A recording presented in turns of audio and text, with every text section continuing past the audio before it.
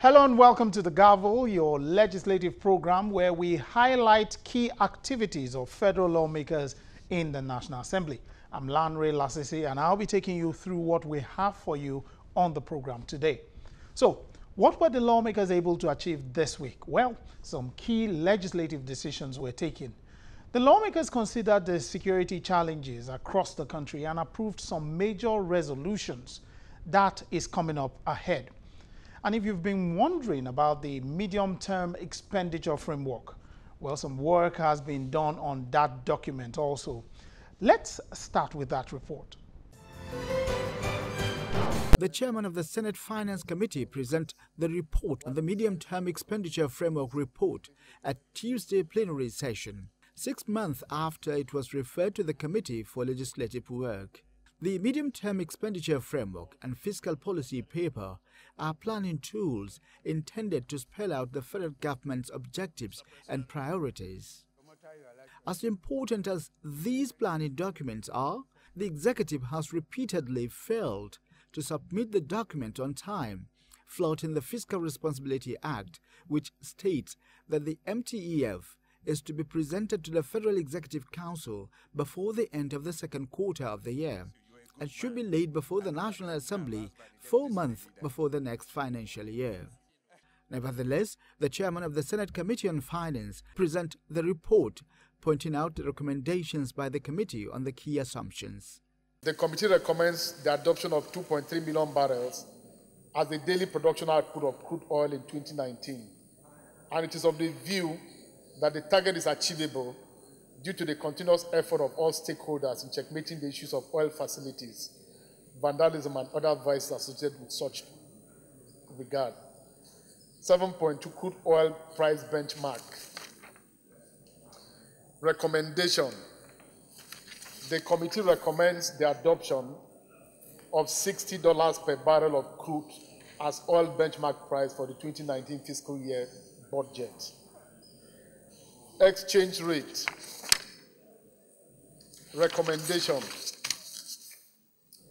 The committee recommends the adoption of 305 naira to $1 as the official exchange rate of the 2019 fiscal year, and encourages the CBN to continue adopting strategies that will aid in the strengthening of the naira and bridging the gap between the official and parallel market rate of the foreign exchange. The committee also makes recommendations on debt management and new borrowing. The committee recommends the adoption of 164 trillion as the amount for new borrowing to fund the budget deficit, and advises relevant agencies to continue exploring ways of generating additional revenues for government to bring down the fiscal deficit. Also, the federal government should harness the full optimal potential of the Federal Ministry of Mines and Steel Development in terms of revenue generation to minimize the level of new borrowing. The federal government should consider reducing the granting of waivers and exemptions while ensuring that the Nigerian Customs Service personnel are at all oil terminals for accountability, and the Federal Inland Revenue Service should consider increasing tax on luxury goods and services.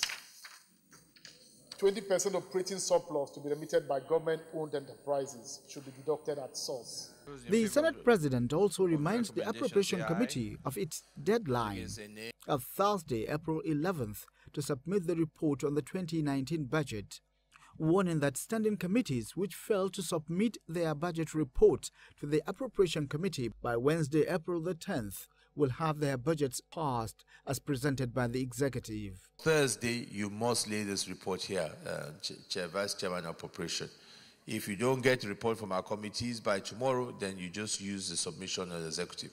But come Thursday, here you must lay that report, and that is the position we have taken. The motion. Meanwhile, the very next day, lawmakers in the House of Representatives also gathered to consider the 2019-2021 medium-term expenditure framework. The chairman of the Committee of Finance, who chaired the joint committee that worked on the bill, gave a brief overview of the document. The Speaker then put the recommendations to a vote. So, recommendation 3 carried. Some recommendations, however, drew comments from the lawmakers. The third recommendation sought 305 naira to $1 as the official exchange rate. We all know that the one we said for last year was never used throughout. So how can our Committee of Finance liaise with the Ministry of Finance so that whatever agreement that is reached on the Naira exchange rate, that should be what we should use. The issue of 1.6.4 borrowing is just for the budgets. It's the deficit we have from the difference between the revenue, expected revenue, and the expected expenditure. So, like the chairman has said, the funding is just on capital portion of the budget. It has nothing to do with the aggregate debt of the nation. It's specifically to cover deficit on 2019 budget. Recommendation 4, setting 1.64 trillion naira as new borrowing to fund the budget deficit, also raised concerns. We are sitting down in this National Assembly, and year in, year out, our debt profile is going high. I think we need to ask some questions about how we have managed the revenues we receive. Mr. Speaker, I would have preferred if this document had said something about what we are doing with fuel subsidy money. Trillions of naira is being spent on fuel subsidy, which is absolutely unacceptable. And it has not been made open. It's all shrouded in secrecy. We don't know who is importing fuel, who is being paid what. This document, if it was to do justice to the funding of this budget, should have told us how much we are spending on fuel subsidy and how we intend to mitigate the high expense on fuel subsidy to use. Before you go borrowing, you should first of all ask yourself questions about how you have utilized the fundings you have. And I think we need to address that issue critically before we go throwing the nation into this kind of debt that will be impossible for us to get out of. I've been in this house for some years. I'm aware, at best, capital budget financing does not go beyond 50, at best 60%. So if our capital budget for 2019 is 1.8, we are borrowing 1.6 trillion. Are we sure that we will finance 2019 capital component of our budget to the tune of about 80%? The Speaker had this to say before putting the other recommendations to a vote. I don't see anything too detrimental in this report, more so that it's already been harmonized with the other house. Any variation may result into going to conference, and truly we don't have the time.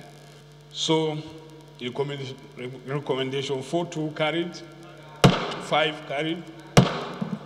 With this out of the way, the next step is to concentrate on 2019 budget and ensure it is passed as soon as possible.